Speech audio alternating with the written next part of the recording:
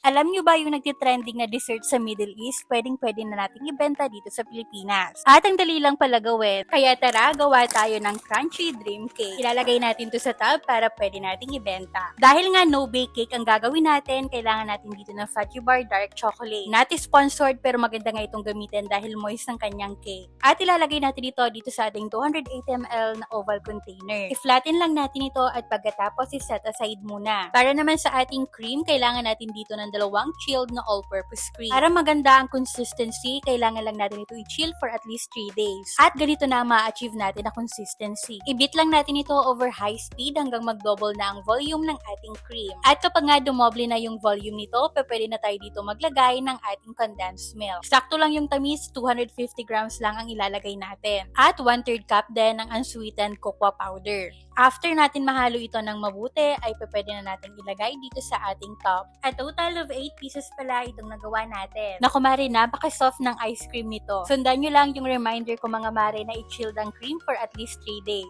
Ngayon naman, i-flatten lang natin ito at pagkatapos ilagay na sa freezer. Instant ng foyatin, ang gagamitin natin ay Barquillos. Gagamit din tayo dito ng Goya chocolate spread. Kailangan lang natin ito i-melt dito sa mainit na tubig. At habang hinihintay natin yan mag-melt, ngayon naman ay durugin lang natin itong Barquillos. Sa Middle East, yung totoong recipe dito, foyatin talaga ang ginagawa nila.